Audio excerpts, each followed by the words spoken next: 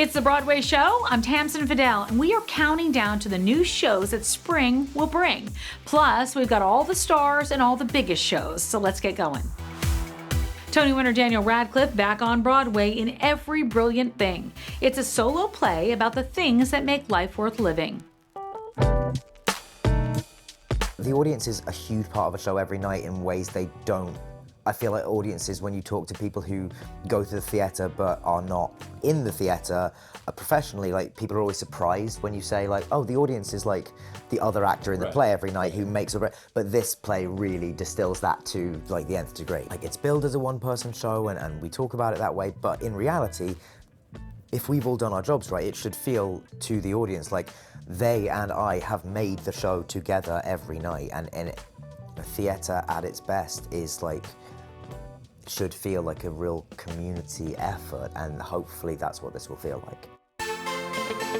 Madeline Brewer making her Broadway debut this spring in the play Becky Shaw. We caught up at the Star Child rooftop at the Savilion. You know, you're on your way to rehearsal, so you had like a whirlwind of sorts, but this is your first, is this your first time on Broadway? On Broadway, yes. Okay, tell me what your thoughts are. I mean, I've wanted to be on Broadway since I was 7 years old. Since I knew what Broadway was, I wanted to do it. And to be playing this character, this enigmatic rabble-rouser, like you don't really know what to expect from her. This kind of mysterious woman. It's a dream come true. What is this character? So for people who are not familiar with the show, how would you describe the character? She's definitely mysterious in that you're never quite sure what the angle is. It's hard to describe her without like giving things away, because this show is constantly like flipping your head around on like who you think you're dealing with when it comes to every single character. The way I see Becky is she just wants to be like anyone else. She just wants to be loved. She wants to be accepted. Just like the most like primal human needs. And she kind of wears them out on her sleeves. She has a very interesting way of kind of getting around difficult things to get what she wants. I mean, she's based on the character Becky Sharp from the book Vanity Fair, who is, you know, kind of just a relentless social climber. Yeah. And while Becky doesn't have the social climbing element, she does have the ambition and the relentlessness, I would say. She's amazing. I love her. I do. I love her. I think that she's brave, and I think that she's so raw. She kind of has this raw nerve energy that I love playing that kind of character.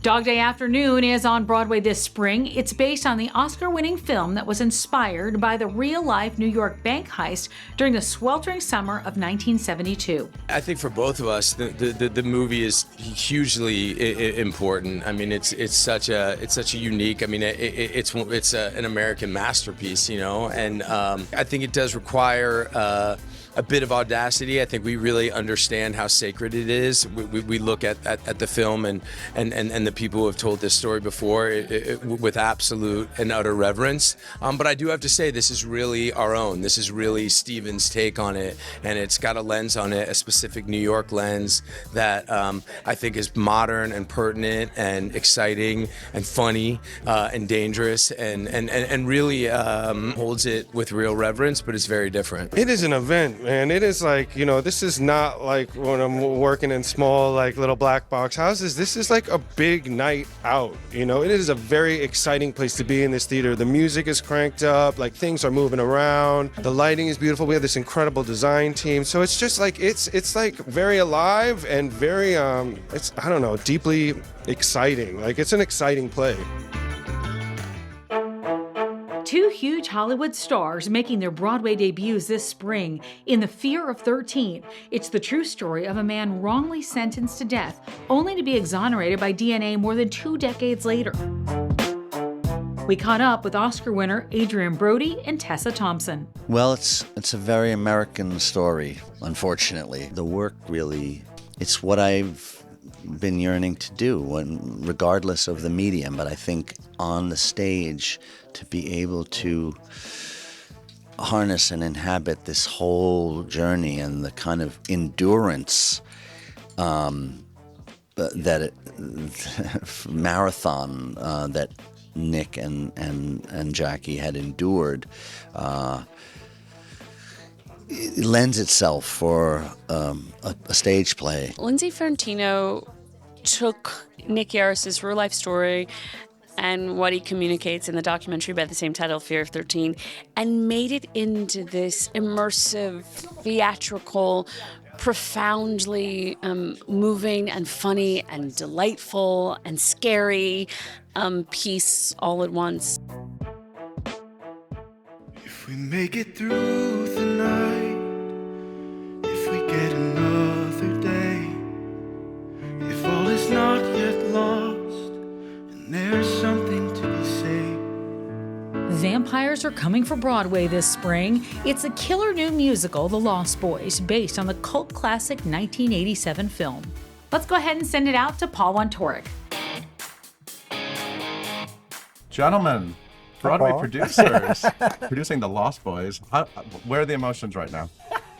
What are the emotions? Just a big laugh. I mean, no, yeah. You know why? Because we are so in the thick of it. We move into the theater right now, so we're dealing with not only getting the show right and making sure the show's in working order, which of course it is, but there's, you never have enough time, never have enough money, right? That's just like rule of thumb. So between getting into the theater, then we're dealing with front of house, and our minds are like, we are just racing. It's a mix of being super busy, super anxious, and super anticipatory and excited about what's coming. Tell me from jump, where this started.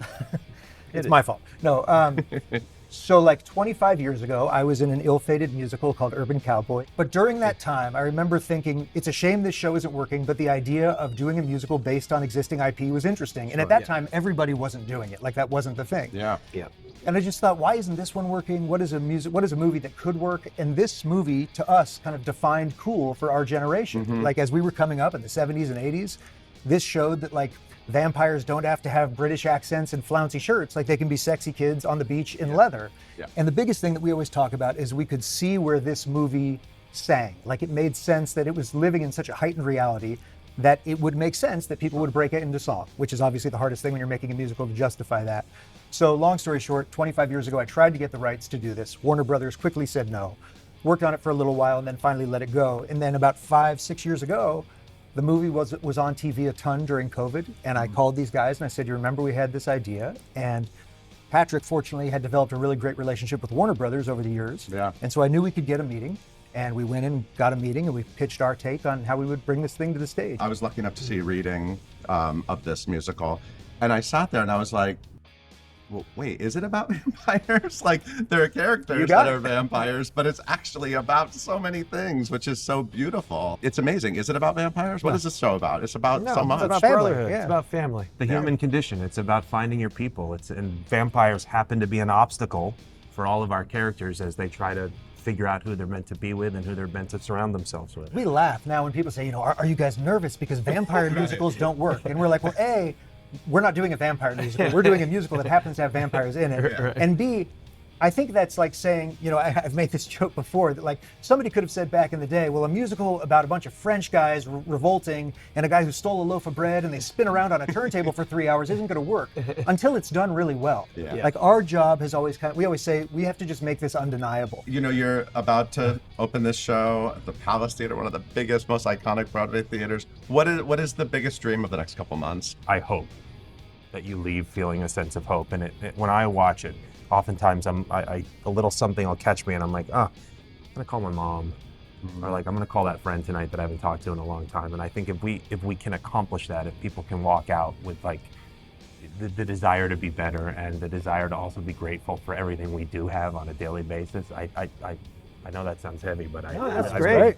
I really hope that happens. Success is very personal, right? And so it has really nothing to do with money, because that's so much out of our control. So for me, the success will be if the show lands with those audiences, like just exactly what they said. If they just walk out just feeling entertained and feeling moved and whatever the emotions, and because there's a lot of emotions in there, but I that's really just, that will be successful, is you just want the show to land, and we're just trying to do everything we can to just give it the proper runway, to just let it land and go enjoy the night.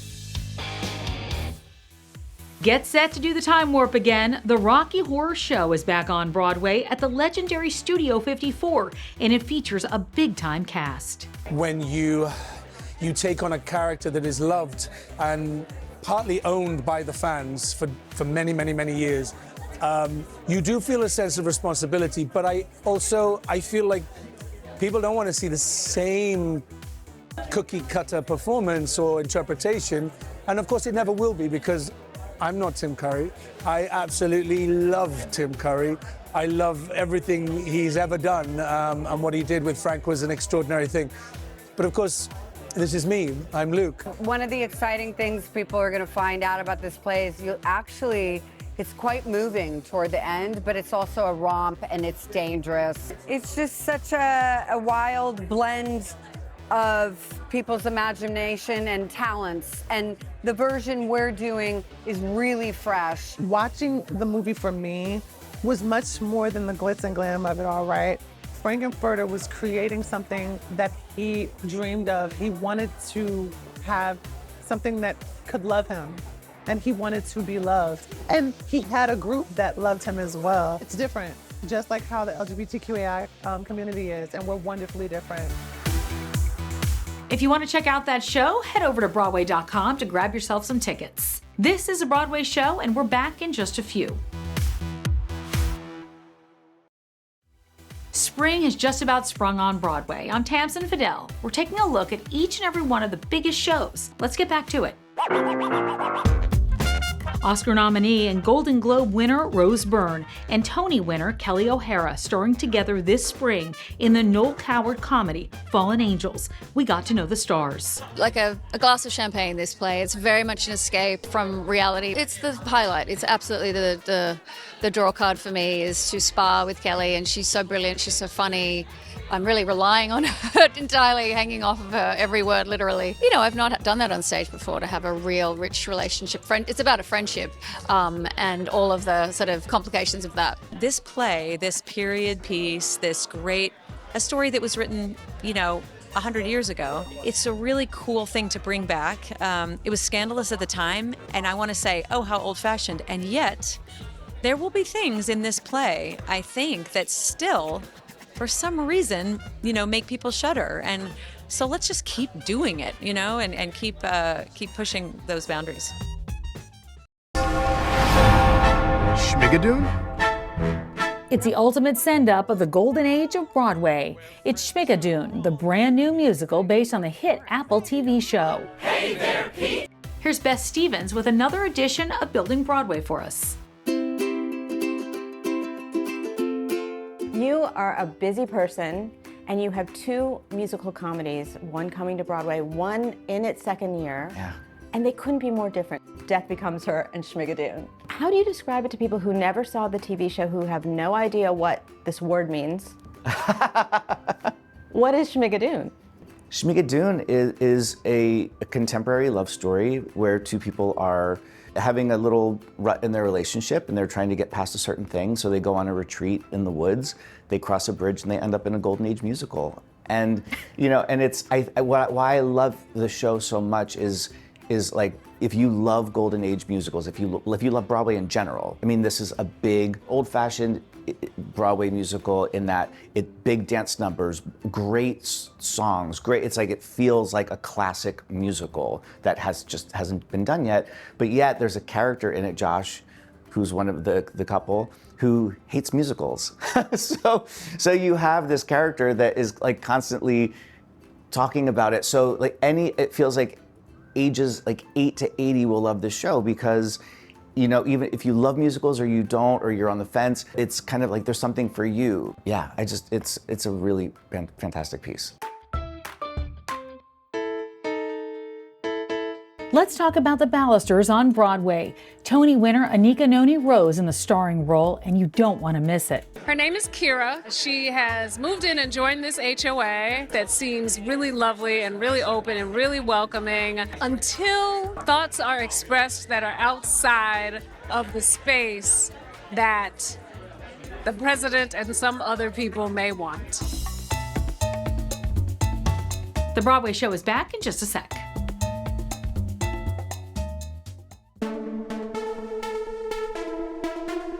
Cats, the Jellicle Ball is on Broadway this spring. It's a ball culture-inspired take on Andrew Lloyd Webber's musical. Here's Perry Sook with a look. All right, I'm here with Rachel Hauk in her studio.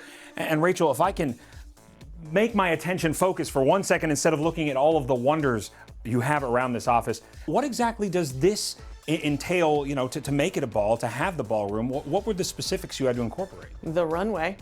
Sure. The runway. I know everybody's excited about the runway, but the runway is definitely the biggest thing in the show, and the relationship to the judge and the audience. I mean, the thing that was most important to us is to put everybody in the same event together. So it's one thing to hear you say it, but it's another thing to see it. Actually looking at this, I mean, it's absolutely beautiful, the model you have here of the set. Can you just walk me through this, you know, from the cabaret, you know, chairs and tables in the boxes to the runway protruding out of the proscenium? Yeah, absolutely. So we're using every inch. We're like any place they'll let us use, we're going to use. We've got the warehouse windows upstage. The runway is running right down as far as it can before it starts to be too hard for the people upstairs to see. Stairs everywhere. The space is completely porous so that the cats can come from anywhere. We're using the boxes, so there are cocktail tables and high bar stools up there, some for the audience, some for us. And then there's the cats are everywhere. So there's audience seated on stage. There's banquettes so that's a really fun place to sit with the cafe tables there. Judge is upstage here instead of downstage. And then the choreography will take you everywhere. So any place that somebody can enter, move, walk, dance, the entire thing is built strong enough for people to be able to climb, move, swing, anywhere they want to go.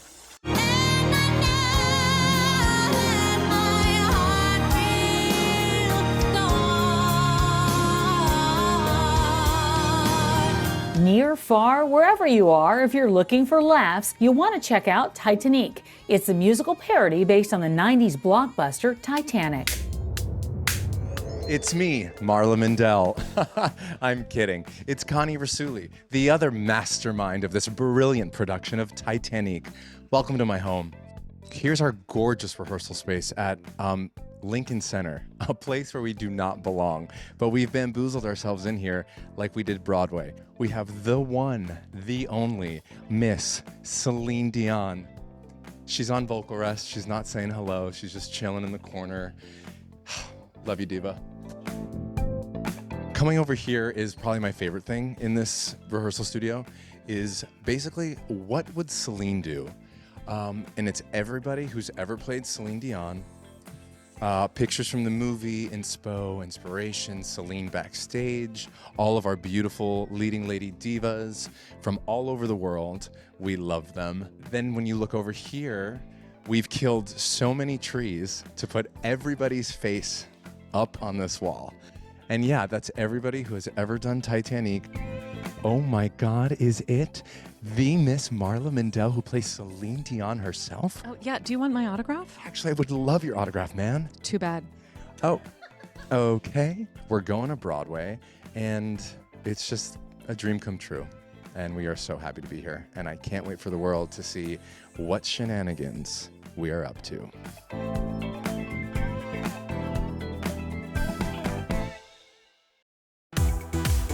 We want to run down 5 more star-studded shows this spring season.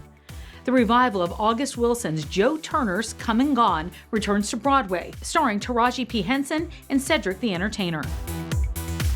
Beaches is on Broadway this spring. It's a new musical inspired by the best-selling novel and hit film. Beaches stars Jessica Vosk and Kelly Barrett. A new revival of Arthur Miller's Death of a Salesman is also on Broadway. This one stars Tony winners Nathan Lane and Laurie Metcalf. John Lithgow, reprising his Olivier-winning performance in Giant, It's the true story of children's author Roald Dahl and the scandal that marred his legacy. And 2 more huge stars making their Broadway debuts in the acclaimed revival of Proof. Emmy winner Iowa Debris and Oscar nominee Don Cheadle, starring in the Tony and Pulitzer-winning play directed by Tommy Kail. That's all for now, but if you're looking for tickets and more exclusive content, well, head on over to Broadway.com. Until next time, I'm Tamsen Fadal, and this is The Broadway Show.